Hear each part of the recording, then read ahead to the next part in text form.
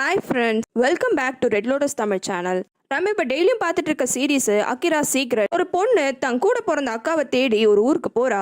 கடைசியில் அவளோட அக்கா இறந்து போயிருக்கான்ற விஷயம் அவளுக்கு தெரியுது. அவளோட அக்காவை கொலை பண்ணது யாரு, அவளோட அக்காவோட உண்மையான ஃபேமிலி அங்க இருக்காங்களான்னு எல்லா விஷயத்தையும் கண்டுபிடிக்கிறா. இந்த சீரீஸோட முன்னாடி எபிசோட்லாம் முன்னாடியே போஸ்ட் பண்ணியிருக்கேன். ஒருவேளை நீங்க பார்க்கலனா அந்த வீடியோஸோட லிங்க் கமெண்ட்ல தரேன். வாங்க அடுத்த வீடியோக்குள்ள போகலாம். அந்த ஹெட் ஆபீசர் வேலையில இருந்து சஸ்பெண்ட் ஆகி கிளம்பும் போது பார்க்கோட கையில ஒரு ரிப்போர்ட்டரோட ஐடி கார்டை கொடுத்துருப்பான். அந்த ரிப்போர்ட்டரை போய் பார்க்கோ மீட் பண்றான். இந்த ரிப்போர்ட்டர் கூட எதுக்காக இவங்களுக்கு ஹெல்ப் பண்றாங்கன்னா, இவங்க எதனா கண்டுபிடிச்சா அவரோட பேப்பர்ல எக்ஸ்க்ளூசிவா அதை போடுறதுக்கான உரிமத்தை கேட்கிறாரு. பார்க்கோ கண்டிப்பா சொல்றேன் அப்படின்ட்டு சொல்றான். பார்க் ப்ராமிஸ் பண்ணதுக்கு அப்புறமா அந்த ரிப்போர்ட்டர் ஒரு இன்ஃபர்மேஷனை ஷேர் பண்றான். 10 வருஷத்துக்கு முன்னாடி நடந்த கேஸ் இது, ரொம்பவே பெரிய கேஸ். இதெல்லாம் சப்ளை பண்ற ஒரு புரோக்கரை பிடிச்சு அவனை ஜெயில லைஃப் லாங் தண்டனை கொடுத்து போட்டுட்டாங்க. இப்போ இந்த ஆளை பாருன்னு ஒரு போட்டோவை காமிக்கிறான். அந்த போட்டோல இருக்கிறது அசம்பிளி மேனும் அந்த பெரிய பாஸும் தான். இவனோட பேரு சேர்மேனும். இவன் இங்க ஒரு 2-3 ஜிம்மை வச்சு நடந்துட்டு இருக்கான். ஆனா ரீசெண்டா அகிரால புதுசா நிறைய பில்டிங்ஸ்லாம் வருது. அதுல ஒண்ணுதான் இவனோடது. இவன் புதுசா ஒரு கசினோ கட்டியிருக்கான். இதுல இருந்து உனக்கு என்ன புரியுதுன்ட்டு பார்க்க பார்த்து கேக்குறான். பார்க்கும் இப்பதான் அவனோட அறிவை ப்ரூவ் பண்ற மாதிரி எப்படி இவன் 2-3 ஜிம் தான் வச்சிருக்கான். அப்புறமா கசினோட ரைட்ஸ் அவனுக்கு கிடைச்சது. ஒரு கசினோட ரைட்டை வாங்கணும்னா அதுக்கு நிறைய காசு தேவைப்படுமே, அவனுக்கு எப்படி கிடைச்சதுன்ட்டு கேட்குறான். எங்களுக்கு இதே டவுட் தான் இருந்தது. அதனால தான் இந்த சேர்மேனை பத்தி நாங்களும் விசாரிச்சோம். அப்பதான் எங்களுக்கு தெரிஞ்சது ஜெயில அரெஸ்ட் ஆகி போன அந்த ஆயுத கடத்தல் பண்ண புரோக்கர் தான் இவன். ஜெயில சும்மா நேம் சேக் ஒரு 2-3 வருஷம் மட்டும் தண்டனை அனுபவிச்சுட்டு வேற ஒரு பேர்ல வெளியில வந்து இந்த மாதிரி ஒரு வேலையை பார்த்துட்டு இருக்கான். இந்த ஜிம் கூட இவனோட ஐடென்டிட்டியை மறைக்கிறதுக்காக இவன் வச்சிருக்கிறது தான். ரிப்போர்ட்டர் சொன்ன விஷயத்தை வச்சு பார்க்க புரிஞ்சுக்கிறான். இந்த பெரிய பாஸுக்கு சில வேலைலாம் செய்ய வேண்டியது இருக்கு. அதுக்காக இந்த பெரிய பாஸ் தான் அசம்பிளி மேனோட ஹெல்ப் வாங்கி பண்றான்னு. அடுத்து அந்த ஹெட் ஆஃபீஸரை காமிக்கிறாங்க. அவன் சஸ்பெண்ட் ஆயிருந்தாலும் ஒரு வுட் ஃபேக்டரியில வேலை செஞ்சுட்டு இருக்கான். அந்த இடத்துக்கு அந்த லம்பர் மில் ஓனர் வந்து ஏதோ பொருள்லாம் வாங்குறான். கரெக்டா அந்த நேரம் பார்க்கும் வந்து சஸ்பெண்ட் ஆன நீங்க எதுக்கு இங்க வேலை செய்றீங்கன்ட்டு கேட்குறான். ஆனா ஹெட் ஆஃபீஸர் சரி வந்த விஷயம் என்னன்னு சொல்லு அப்படின்னு கேட்கும் போது இந்த ரிப்போர்ட்டர் சொன்ன எல்லா விஷயத்தையும் பார்க் சொல்லி முடிக்கிறான். அப்பதான் ஹெட் ஆஃபீஸருக்கு ஒரு விஷயம் புரியுது. ஒருவேளை அந்த டிரைவர் சொன்ன விஷயம் எல்லாமே உண்மையா இருக்குமோன்னு. ஆனா எங்களுக்கு இருக்கிற டவுட் என்னன்னா, இந்த அசம்பிளி மேன் கிட்ட காசு இருக்கு. எலெக்ஷனுக்கு இவன் மத்தவங்க கிட்ட போய் காசு வாங்கணும்ன்ற அவசியமே கிடையாது. ஆனா எதுக்கு இவன் கீழே இருக்கிற ஒரு பெரிய பாஸை பார்த்து இவன் பயப்படணும் அப்படின்ட்டு யோசிக்கிறாங்க. அப்பதான் பார்க்குக்கு ஒரு விஷயம் ஞாபகத்துக்கு வருது.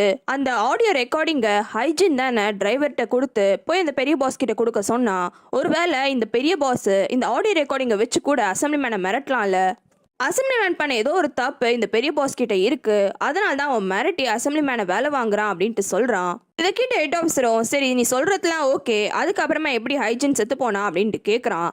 அப்படியே போயிட்டு இருக்கும் போது ஒரு பாயிண்ட் ஆஃப் டைம்ல இந்த அசம்பிளி மேனும் இந்த பெரிய பாஸும் ஒன்னா சேர்ந்து ஹைஜினை கூட கொலை பண்ணிருக்கலாம்ல அப்படின்ட்டு சொல்றான். இது எல்லாமே கரெக்டா தான் இருக்கு. ஆனா ஏதோ ஒரு விஷயம் இடிக்குதேன்ட்டு ஹெட் ஆஃபீஸரை யோசிக்கிறாரு. ஹன்சுவை ஸ்கூல்ல மீட் பண்ணி யூனாவும் அந்த டைம் கேப்சியூல்ல இந்த மாதிரி பொருள்லாம் கிடைச்சது. என்னோட ஆன்டி அதெல்லாம் வச்சு என்ன பண்றாங்கன்னு எனக்கு ஐடியாவே இல்லைன்ட்டு சொல்றா. யூனா சொன்னதை கேட்டோன்னே ஹன்சுக்கு அப்பதான் அந்த மெடிக்கல் ஷாப் லேடி கிட்ட பேசின விஷயம்லாம் ஞாபகத்துக்கு வருது. என்னோட மாமா கூட நான் சில டீலிங்லாம் போட்டிருக்கேன், அது முடிச்சதுக்கு அப்புறமா தான் தருவேன்ட்டு சொல்லிருப்பா. இது எல்லாத்தையும் அவ யோசிக்கிறா. அதுக்கப்புறமா யூனா கிட்ட ஹைஜீன் மிஸ் கூட நீ நிறைய வாட்டி இருந்திருக்கல, அவங்க என்னைக்கு நான் வழியில துடிச்சு கதறி இருக்காங்களா அப்படின்ட்டு கேட்குறா. அதுக்கு யூனாவோ நான் ஒரு வாட்டி கூட பார்த்தது இல்லை, ஆனா பாபு இந்த மாதிரி என்கிட்ட சொன்னா ஹைஜீன் மிஸ் காண போறதுக்கு முன்னாடி அவங்க காதெல்லாம் போத்தி ரொம்பவே வழியில துடிச்சிருக்காங்க. அப்ப இந்த மெடிக்கல் ஷாப் ஆன்டி தான் கூட இருந்திருக்காங்கன்ட்டு சொல்றா. இன்னொரு பக்கம் மெடிக்கல் ஷாப் லேடி அவன் நினைச்சதை சாதிச்சிடுறா. அந்த 2 ஸ்கூலோட கண்ட்ரோலும் இப்ப மெடிக்கல் ஷாப் லேடி கீழே வந்துருது. அசம்பிளி மேனும் வேற வழி இல்லாம மொத்த கண்ட்ரோலையும் இவகிட்ட கொடுத்தோன்னே அவளும் அந்த டைம் கேப்சியூல அசம்பிளி மேன் கிட்ட கொடுத்துடுறா. ஆனா இந்த அசம்பிளி மேனுக்கு ஒரு டவுட் வருது. உன்னோட அக்காவுக்கு இந்த போஸ்டிங் வேணும்னு ரொம்ப வருஷமா வெயிட் பண்ணிட்டு இருக்கா. ஒருவேளை உன்னோட அக்கா கூட போட்டி போட்டுட்டு தான் இந்த போஸ்டிங்காக எங்கிட்ட வந்தியா அப்படின்ட்டு கேட்கறான். ஆனா அதுக்கு மெடிக்கல் ஷாப் லேடியோ என்னோட அக்காக்குள்ள நான் போட்டி போடுவேனா, அதுக்காகலாம் நான் கேட்கல. ஒரு ஸ்கூலோட சேர்மனா இருக்கிறது எவ்வளவு பெரிய போஸ்டிங், ஊர் ஃபுல்லாவே நல்ல மரியாதையா இருக்கும், அதனால தான் நான் கேட்டேன். என்ன போய் இப்பெல்லாம் சந்தேகப்படுறீங்களேன்னு ரொம்ப நல்ல மாதிரி நடிக்கிறா. அசம்பிளி மேனுக்கு என்னதான் கோவம் இருந்தாலும் இங்க பாரு, இந்த டீலிங் எல்லாம் நமக்குள்ளேயே இருக்கட்டும், வெளியில யார்ட்டையும் சொல்லிடாத. முக்கியமா என்னோட அம்மாக்கு, எங்க அம்மாக்கு மட்டும் இந்த விஷயம் தெரிஞ்சதுன்னா அப்புறமா உன்னோட நிலைமை தான் மோசமாயிடும்ட்டு சொல்றான். கைக்கு வந்தோடனே மெடிக்கல் ஷாப் லேடி ரொம்ப சந்தோஷமா அவளோட மெடிக்கல் ஷாப்புக்கே திரும்பி வரா. அப்ப வாசல்லே ஹன்சுவும் இருக்கிறா. ஹன்சு சம கோவத்துல எங்க அந்த பாக்ஸ் அப்படின்னு தான் கேக்குறா. ஆனா எப்பயும் போல மெடிக்கல் ஷாப் லேடி அது வந்து இது வந்து அப்படின்ட்டு சாக்கு போக்கா சொன்னோன்னே ஹன்ஸுக்கு ரொம்பவே கோவம் வந்துருது. அது எப்படி அந்த பாக்ஸை வச்சு தான் உங்க மாமா கூட டீலிங் போட்டீங்கன்னு சொன்னீங்க. ஆனா அந்த பாக்ஸ்குள்ள என்ன இருந்ததுன்னு கேட்டா அதை பத்தி மட்டும் சொல்ல மாட்டேங்கிறீங்களேன்னு கத்துறா. இங்க பாரு, அந்த பசங்க 2 பேரும் வீட்டுக்கு வந்து என் வீட்டையே நாசமாக்கிட்டு போயிட்டாங்க. அதனால நான் குப்பையெல்லாம் தூக்கி போடும் போது தெரியாம அதையும் தூக்கி போட்டேன்னு சொல்றா. இன்னும் எவ்வளவு நாளுக்கு தான் இந்த மாதிரிலாம் கதையை சொல்லி என்ன நம்ப வைப்ப? எனக்கு நல்லாவே தெரியும் நீ தான் என்னோட கனடால இருந்து இங்க வர வச்சேன்னு. என்னோட அக்காவையும் அசிங்கப்படுத்திட்டே இருக்க. உன்னோட குடும்பத்துக்கும் என்னோட அக்காவுக்கும் என்னதான் சம்பந்தம்? இப்பவாச்சும் ஒழுங்கா உண்மையை சொல்லுன்ட்டு கத்துறா. இவன் என்ன சொன்னாலும் ஹன்சு ஒத்துக்காததுனால ஃபைனலா மெடிக்கல் ஷாப் லேடி உண்மையை சொல்லிடுறா. அந்த பாக்ஸ்குள்ள ஒரு வாய்ஸ் ரெக்கார்டிங் தான் இருந்தது. அசம்பிளி மேனு ஹைஜீனை கொலை பண்ண சொன்னா. அதை ரெக்கார்ட் பண்ணி உன்னோட அக்கா ஒரு பெரிய பிளான் போட்டிருந்தா. எனக்கும் அந்த பிளானுக்கும் சம்பந்தமே கிடையாது. நான் சும்மா அவ கூட தான் இருந்தேன். எல்லாத்துக்குமான காரணம் உன்னோட அக்கா தான் அப்படின்ட்டு கத்திடுறா. பார்க்கு போலீஸ் ஸ்டேஷனை கிளீன் பண்ணிட்டு இருக்கான். அப்ப அங்க வந்து ஸ்டேஷன் ஹெட் ரொம்பவே சந்தோஷப்படுறாரு. என்ன நல்ல விஷயம் நடந்ததுன்ட்டு கேக்குறான். அந்த ஸ்டேஷன் ஹெட் மூலமா தான் பார்க்குக்கு தெரிய வருது ஹைஜீனோட கேஸை க்ளோஸ் பண்ணிட்டு இருக்காங்க. அதுவும் ஹைஜீனை கொலை பண்ணது அந்த இறந்து போன டிரைவர் தான். அவங்க 2 பேருக்கு நடுவில் ஏதோ சண்டை நடந்து அந்த டிரைவர் கொலை பண்ணிட்டு இருக்கான். இப்ப போலீஸ் கேஸை இன்வெஸ்டிகேட் பண்றாங்கன்னு தெரிஞ்ச உடனே சூசைட் பண்ணிக்கிட்டான்னு ஒரு நியூஸ் ஆர்டிக்கலை வெளியிட்டு இருக்காங்க. இந்த விஷயத்த கியூனும் பாக்குறான். அதுக்கப்புறமா கியூனை அவனோட ஆஃபீஸ்லயே காயிங்க கூப்பிட்டு பேசுறான். நான் ட்ரேஸ் பண்ணிட்டேன் யார் அந்த போஸ்ட்டை போட்டாங்கன்னு. அப்போ ஆன்ல இருந்த கம்ப்யூட்டர் ஒன்று மட்டும்தான். எதுக்காக இந்த மாதிரிலாம் பண்ண அப்படின்ட்டு கேட்குறான். காயிங்க முதல்ல நான் பண்ணலன்னு சொல்றா. அதுக்கப்புறமா சொல்லு உண்மையான்ட்டு இவன் கேட்டதுக்கு அப்புறமா இந்த மாதிரி என்னோட அப்பாவை நான் தேடிட்டு இருக்கேன். அப்போ உங்க அப்பா கிட்ட கேட்டேன். அவர் இப்படிலாம் எங்க அம்மாவை பேசிட்டாருன்னு சொல்லி அழுவுறா. இப்படி அப்பா பேசினது தெரிஞ்ச உடனே கியூன் அதுக்காக சாரி கேட்குறான். என்னதான் சாரி கேட்டாலும் நான் பிரஸ்டாஜ்லாம் பண்ண மாட்டேன். ஆனா இந்த வேலையில இருக்கக்கூடாது போயிடு அப்படின்ட்டு சொல்றான். காயிங்கும் அதுக்கு ஒத்துக்கிறா. அப்ப ஹன்சு சொன்ன விஷயம் ஞாபகத்துக்கு வந்த உடனே உன்னோட உடம்பு எப்படி இருக்கு, நல்லா இருக்கியா நீ அப்படின்ட்டு விசாரிக்கிறான். அதுக்காக என் உடம்பு மட்டும்தான் ரொம்ப நல்லா இருக்கு, நான் எப்பயுமே ஹெல்த்தியா தான் இருக்கேன் அப்படின்ட்டு சொல்றா. அந்த அகிரா லேக்க ஸ்கூல்ல இருக்க ஸ்டூடெண்ட்ஸ்லாம் சேர்ந்து கிளீன் பண்றாங்க.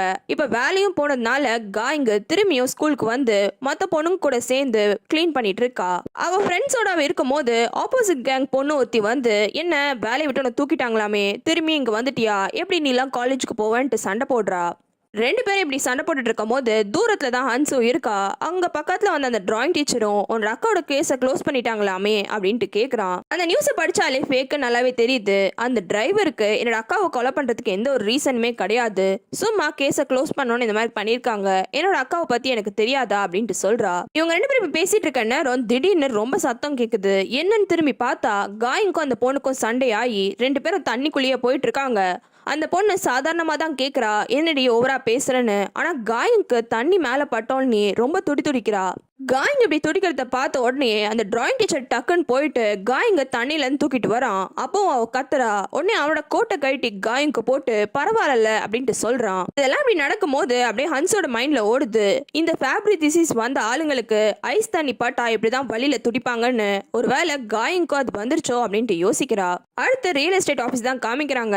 அங்க போன அந்த மில் ஓனரும் இந்த மாதிரி கடை ரெடி ஆயிடுச்சா, எப்ப ரெடி ஆகும்னு விசாரிக்கிறான். அந்த ஆளும் இன்னும் கொஞ்ச நாள் ரெடி ஆயிடும், இன்டீரியர் ஒர்க் தான் இருக்குன்ட்டு சொல்லி அனுப்புறாரு. பேசி முடிச்சுட்டு இந்த மில் ஓனர் கிளம்பும் போது மெடிக்கல் ஷாப் லேடி அங்க வந்துடுறா. மில் ஓனரை ஆப்போசிட்ல பாக்குறா. இதனால ரொம்பலாம் ரியாக்ட் பண்ண மாட்டேங்கிறா. அவ இப்ப வந்தது அந்த ஏஜென்ட் கிட்ட பேசதான். அந்த ஏஜென்ட் கிட்ட என்னோட மெடிக்கல் ஷாப்பை நான் க்ளோஸ் பண்ணலான்னு இருக்கேன், சீக்கிரமா எனக்கு வித்து தர முடியுமா அப்படின்ட்டு கேக்குறா. இன்னொரு பக்கம் காயிங்கு இப்ப நார்மல் ஆயிட்டா. தண்ணிக்குள்ள விழுந்ததுனால ட்ரெஸ் எல்லாம் அழுக்காயிடுச்சு. அது எல்லாத்தையுமே ரெஸ்ட் ரூம்க்கு வந்து கிளீன் பண்றா.